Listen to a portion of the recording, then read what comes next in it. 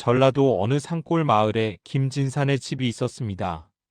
대대로 만석군 소리를 들으며 살아온 부잣집이었죠. 기와 지붕이 서너 겹으로 겹쳐진 넓은 사랑채, 안채, 행랑채까지. 그 규모가 얼마나 큰지 마을 사람들은 저 집 담장만 따라 걸어도 밥 한 그릇 먹을 시간이 걸린다고 할 정도였어요. 그런데 이상한 일이 벌어졌습니다. 김진사가 어느 날부터인가 병을 앓기 시작한 겁니다. 처음엔 가벼운 감기려니 했죠. 하지만 날이 갈수록 그의 얼굴은 누렇게 뜨고 살은 쏙쏙 빠져나갔어요. 의원을 불러도 약을 지어 먹여도 소용이 없었습니다. 본처인 오씨 부인은 밤낮으로 남편을 간호했어요. 하지만 이상했습니다. 김진사는 밤만 되면 깊은 잠에 빠져들었고 아침이 되면 어젯밤보다 더 초췌한 모습으로 깨어났거든요. 마치 누가 밤새 그의 기운을 쪽쪽 빨아먹기라도 한 것처럼요. 도련님, 이러다 큰일 나겠습니다. 제발 한약이라도 좀. 괜찮네. 그냥 피곤할 뿐이야. 김진사는 힘없이 웃으며 손을 저었지만 그의 손등에는 핏기라곤 찾아볼 수 없었습니다. 그러던 어느 날이었어요. 대문 앞을 지나던 노승 한 분이 갑자기 걸음을 멈추더니 김진산의 집을 바라보며 중얼거렸습니다. 이 집에서 죽은 자의 냄새가 진동하는구나. 행랑아범이 깜짝 놀라 달려나갔지만 노승은 이미 저 멀리 사라진 뒤였죠. 그 말은 삽시간에 집안 식구들의 귓전을 울렸습니다. 오씨 부인은 등골이 서늘해지는 걸 느꼈어요. 죽은 자의 냄새라니. 혹시 남편의 병이 예사롭지 않은 건 아닐까? 바로 그때 때마침 들어온 것이 월양이었습니다. 월양은 가난한 집안에서 팔려오듯 들어온 첩이었어요. 20 남짓한 나이에 얼굴은 보름달처럼 희고 곱상했죠. 눈썹은 버드나무 잎처럼 가늘고 입술은 앵두처럼 붉었습니다. 김진사가 병을 앓기 시작한 지 석 달쯤 됐을 무렵 친척 어른의 소개로 들어온 여자였어요. 마님, 도련님 약상 들어갑니다.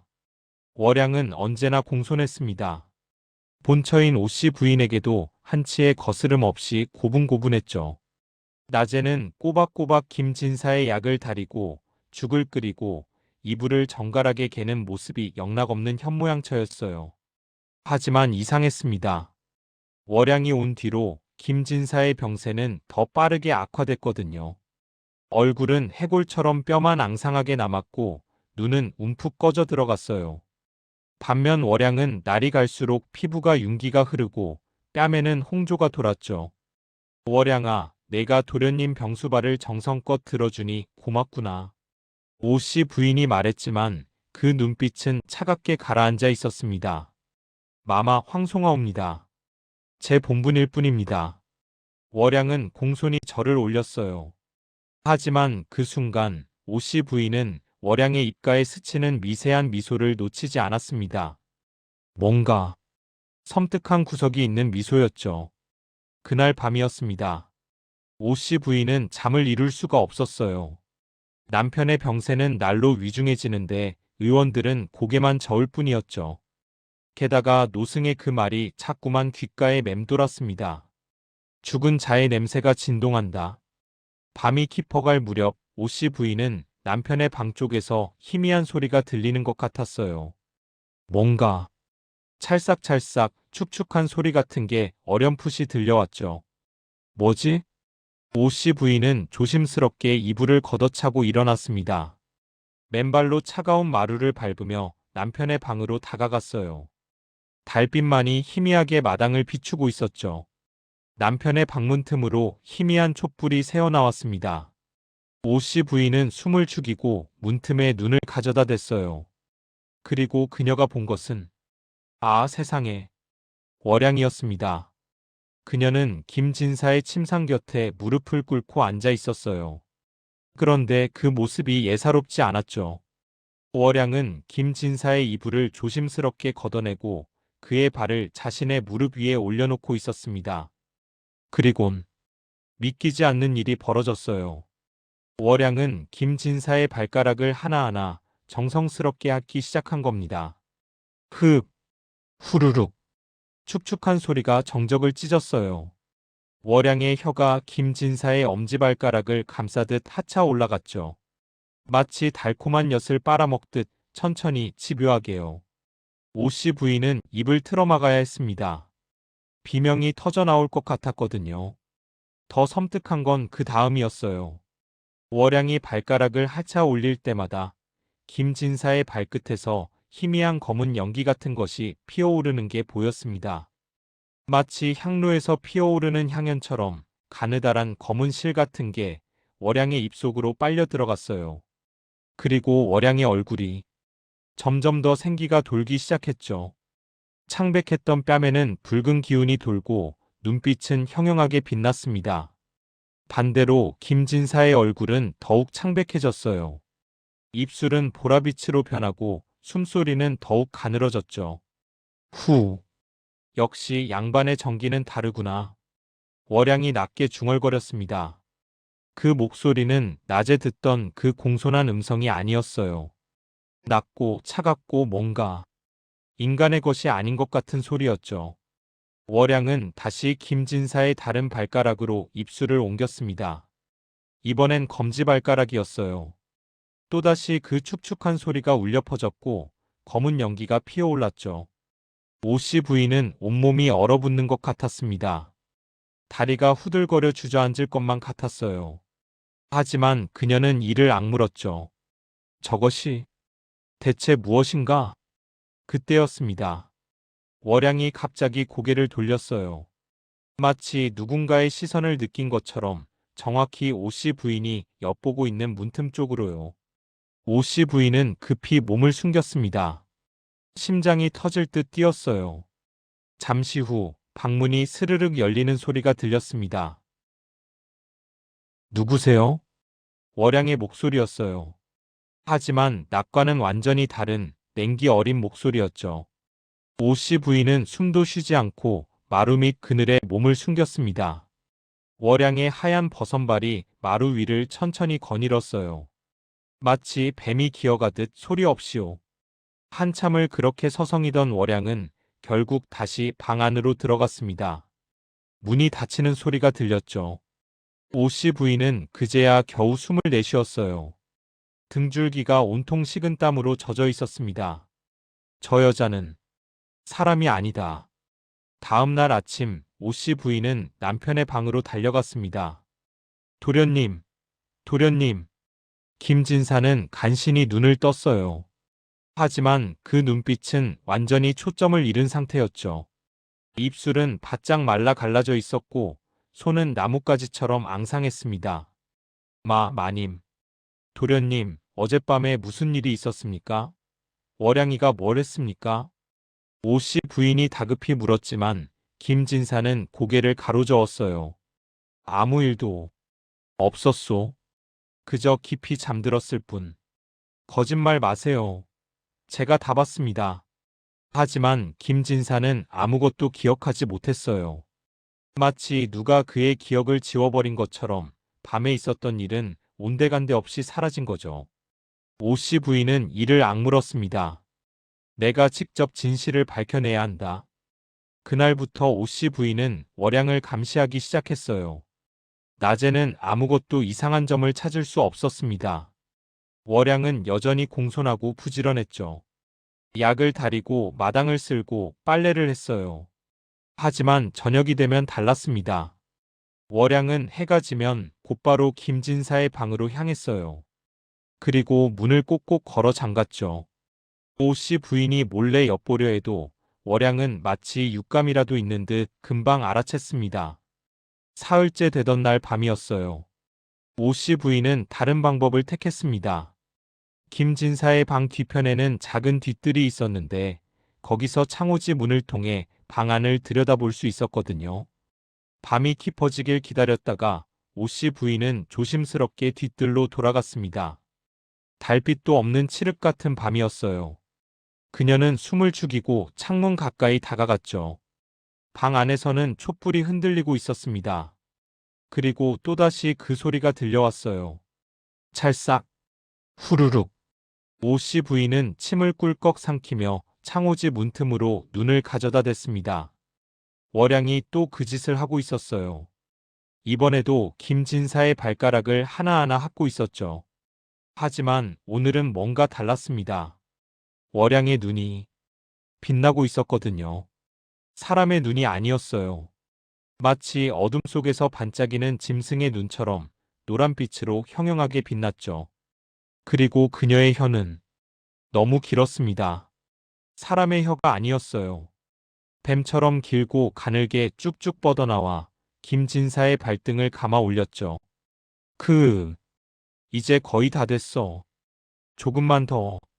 월양이 낮게 웃었습니다. 그 웃음소리는 마치 썩은 나무 사이로 스며드는 바람 소리 같았어요. 그리고 월양은 갑자기 입을 크게 벌렸습니다. 아니, 입만 벌린 게 아니었어요. 그녀의 턱이 뱀처럼 벌어지더니 입속에서 검은 연기가 소용돌이치며 뿜어져 나왔죠. 그 연기는 김진사의 온몸을 감싸기 시작했어요. 으윽. 김진사가 장결에 신음했습니다. 하지만 깨어나지는 못했어요. 마치 깊은 주술에 걸린 것처럼요. 검은 연기가 김진사의 코와 입, 귀로 빨려 들어갔습니다. 그리고 그 안에서 무언가를 끌어내기 시작했죠. 희미한 붉은 빛이었어요. 김진사의 몸속에서 붉은 기운이 실처럼 뽑혀 나왔습니다. 그것이 바로 전기였어요. 생명의 근원인 그 기운을 월양이 쪽쪽 빨아들이고 있었던 거죠. 맛있어. 양반의 전기는 역시 달콤해. 월양의 얼굴에는 황홀한 표정이 떠올랐습니다. 뺨은 더욱 붉어지고 피부는 마치 비단처럼 윤기가 흘렀어요. 오씨 부인은 더 이상 참을 수 없었습니다. 이 요물 같은 것. 그녀가 벌떡 일어나 문을 박차고 들어가려는 순간이었어요. 월양의 목이 180도로 돌아갔습니다. 몸은 김진사를 향한 채 고개만 뒤로 완전히 돌아가 오씨 부인을 똑바로 쳐다본 거예요. 그 노란 눈이 어둠 속에서 빛났죠. 엿보는 건 나쁜 버릇이에요, 마마. 월양이 빙그레 웃었습니다. 그 순간 오씨 부인은 온몸이 얼어붙는 걸 느꼈어요. 당신이 대체 뭐요? 오씨 부인이 떨리는 목소리로 물었습니다. 손에 든 등잔이 바들바들 떨렸어요. 월양은 천천히 몸을 일으켰습니다. 목이 제자리로 돌아오며 뚝뚝 소리가 났죠. 그녀는 오씨 부인을 향해 한 걸음씩 다가왔어요. 전 그냥 빚을 받으러 온 사람일 뿐이에요. 무슨 빚? 이 집안이 진 빚. 오래오래 묵은 빚이죠. 월양의 입가에 차가운 미소가 번졌습니다. 마마는 모르시겠죠? 이 집안이 어떻게 만석군이 됐는지, 그 넓은 땅과 재산이 어디서 왔는지 말이에요. 오씨 부인은 입술을 깨물었습니다. 사실 그녀도 들은 적이 있었어요. 시집 올 때 시어머니가 했던 말을요. 우리 집안은 대대로 복을 타고났단다. 하지만 그 복에는 작은 그림자가 있지. 50년 전이었어요. 월양이 말을 이었습니다. 목소리는 점점 더 낮아지고 차가워졌죠. 김진사의 할아버지 되시는 분이 계셨어요. 그분은 욕심이 많았죠. 땅을 더 넓히고 싶었어요. 그래서 옆집 종의 땅 문서를 빼앗았습니다. 그건 그뿐인 줄 아세요?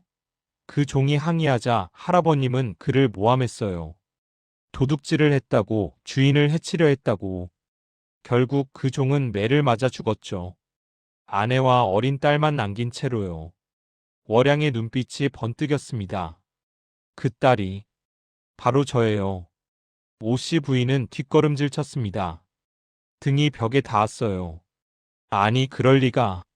50년 전 일이라면 당신은 이미 죽었죠. 10살도 안 돼서요. 월양이 빙긋 웃었습니다. 그 웃음은 너무나 슬프고 동시에 너무나 섬뜩했어요. 아버지를 잃고 어머니도 슬픔을 이기지 못해 스스로 목숨을 끊으셨어요. 저는 혼자 남았죠. 추운 겨울 아무도 거두어주지 않는 어린아이였어요. 결국 얼어 죽었습니다. 이 저택의 뒷산 어귀에서요. 오씨 부인의 얼굴이 새하얗게 질렸습니다. 원혼이 되신 거요? 원혼이라기보다는 월양이 자신의 손을 들어 올렸습니다. 촛불에 비친 그 손은 서서히 변하기 시작했어요. 살같이 나무 껍질처럼 거칠어지고 손가락은 마디마디 조각한 듯한 형상이 되었죠. 목각 인형이에요. 어머니가 아버지를 그리워하며 만들었던 작은 인형. 제가 죽을 때 품에 안고 있던 거죠. 그 인형에 제 한이 깃들었어요. 오랜 세월을 기다렸습니다. 이 집안대를 이을 자손이 나타나기를요.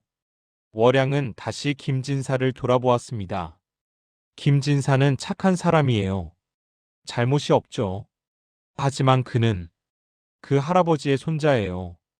그 더러운 피를 이어받은 자손이에요. 그래서 정기를 빨아먹은 거요? 죄 없는 사람을 죽이려 한 거요?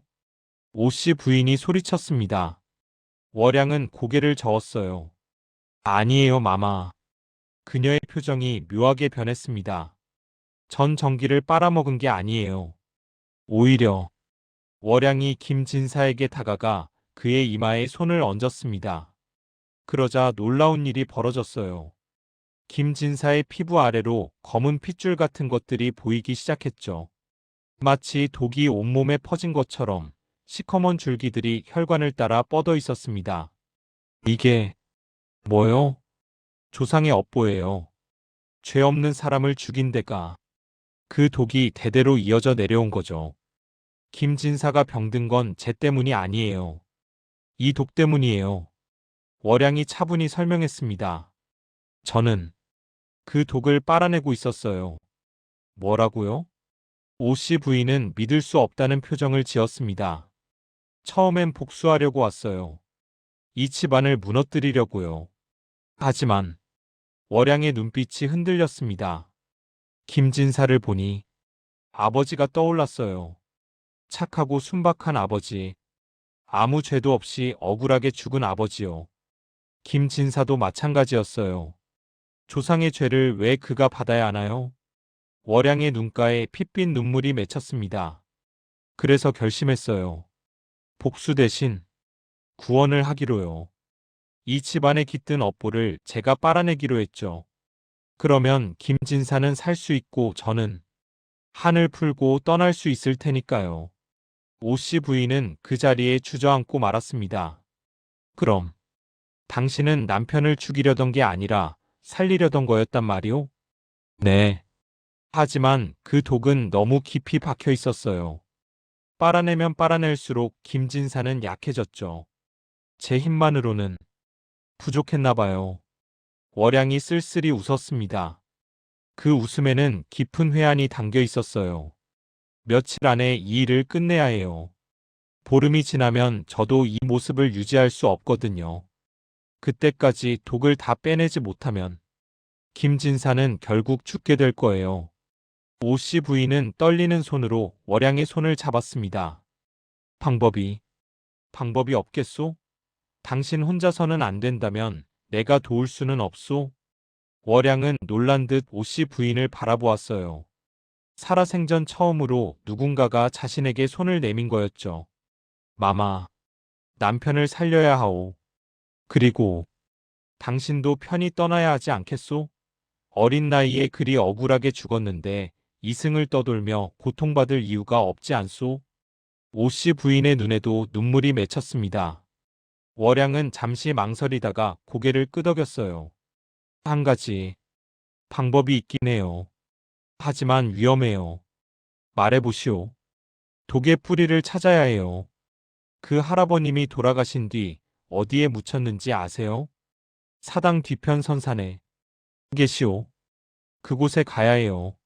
묘 앞에서 제를 지내며 진심으로 사죄해야 합니다. 그리고 월양이 말을 이었습니다. 묘 옆에 묻힌 작은 무덤이 있을 거예요. 표식도 없는 천한 종의 무덤이죠. 그 무덤에 향을 피우고 절을 올려야 해요. 그래야 이 업보의 고리가 끊어져요.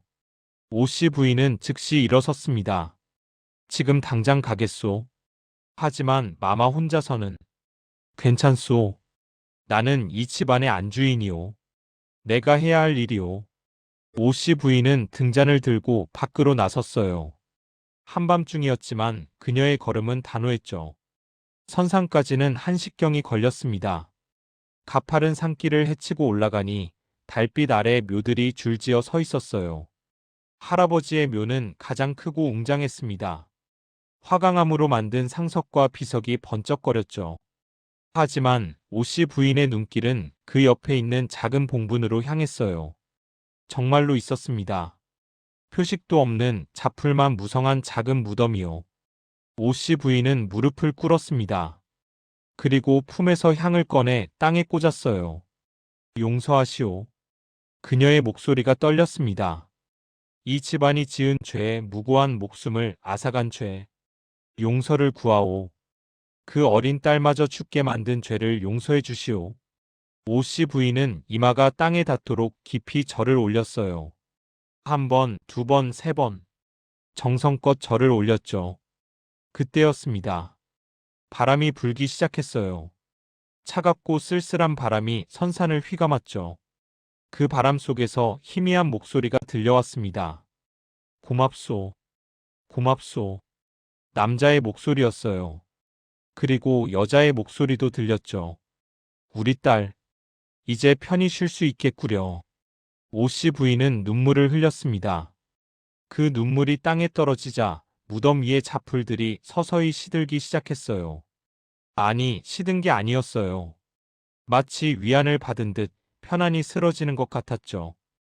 동시에 저택에서는 월양이 김진사의 곁에 앉아 있었습니다. 그녀의 몸에서 희미한 빛이 나기 시작했어요. 이제 때가 됐나 봐요. 월양은 마지막으로 김진사의 이마에 손을 얹었습니다. 그러자 그의 몸속에 있던 검은 도끼가 마치 연기처럼 빠져나오기 시작했어요. 월양의 입으로, 코로, 온몸으로 그 도끼가 빨려 들어갔죠. 으윽, 월양이 신음했습니다. 도끼가 그녀의 몸을 태우고 있었어요. 하지만 그녀는 멈추지 않았죠. 마지막 한 줌까지 모든 독을 빨아냈습니다. 김진사의 얼굴에 서서히 혈색이 돌기 시작했어요. 꺼졌던 숨소리도 점점 안정을 찾았죠. 이제 됐어. 월양이 힘없이 웃었습니다. 그녀의 몸은 서서히 투명해지기 시작했어요. 이튿날 아침 김진사가 눈을 떴습니다. 이게 어찌된 일이오? 그의 목소리는 힘이 있었어요. 얼굴에는 생기가 돌았고 손에도 힘이 들어갔죠. 마치 긴 악몽에서 깨어난 것 같았습니다. 오씨 부인은 남편을 껴안으며 눈물을 흘렸어요. 살아나셨어요. 정말 살아나셨어요. 마님, 대체 무슨 일이? 김진사는 주위를 둘러보았습니다. 그리고 물었죠. 월양은 어디 있소? 오씨 부인은 입술을 깨물었습니다. 월양이는 떠났습니다.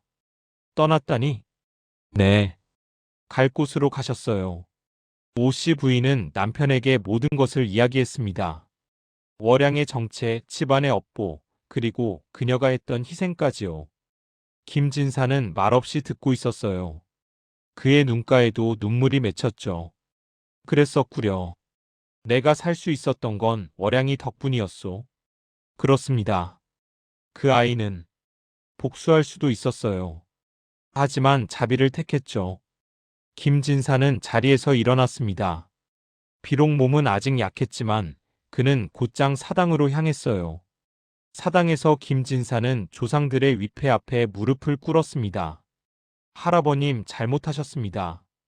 그의 목소리는 단호했어요. 무고한 목숨을 앗아간 죄, 그 가족을 죽음으로 내몬 죄. 이 손자가 대신 사죄하겠습니다. 김진사는 위패 앞에서 100번의 절을 올렸습니다. 이마에서 땀이 흘렀지만 그는 멈추지 않았어요. 절을 마친 뒤 김진사는 마을 어른들을 모두 불렀습니다. 오늘부로 우리 집안이 억울하게 빼앗은 땅 문서를 모두 돌려주겠소. 그리고 그 종의 후손을 찾아 합당한 보상을 하겠소. 도련님, 그게 무슨... 이미 늦었소. 50년이나 늦었소. 하지만 지금이라도 바로 잡아야 하오. 김진사의 결심은 확고했습니다. 그날 밤 김진사와 오씨 부인은 함께 선산으로 올라갔어요. 그 작은 무덤 앞에 정성껏 제물을 차려놓고 향을 피웠죠. 이제야 찾아뵙게 되었습니다. 김진사가 깊이 절을 올렸습니다. 용서해 주십시오. 그리고 따님께 전해 주십시오. 그 은혜 평생 잊지 않겠다고요. 바람이 불었습니다. 따뜻하고 부드러운 바람이었어요. 그 바람 속에서 어린 소녀의 웃음소리가 희미하게 들리는 것 같았습니다.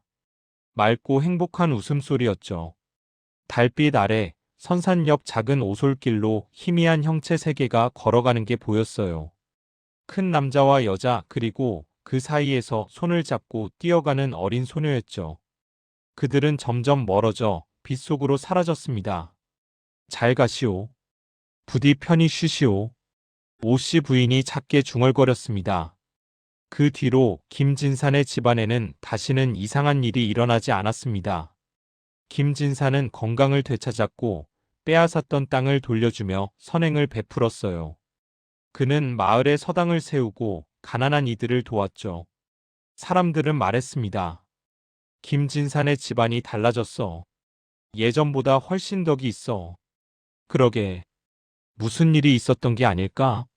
하지만 김진사와 오씨 부인은 그 이야기를 함부로 하지 않았어요. 다만 가끔 달 밝은 밤이면 선산에 올라가 그 작은 무덤에 꽃을 바쳤죠. 그리고 조용히 말했습니다. 월양아 고맙다. 내 덕분에 우리가 산다. 바람이 불 때마다 어디선가 방울 소리가 들리는 것 같았습니다. 어린 소녀가 뛰어노는 소리처럼 맑고 경쾌한 소리였어요. 복수는 또 다른 하늘 낳지만 용서는 모두를 구원한다는 것을. 그날 이후 사람들은 그 이야기를 대대로 전했습니다. 남편의 정기를 빠는 여자 이야기를요. 하지만 그 끝은 복수가 아니라 구원이었고 미움이 아니라 용서였다는 것도 함께요.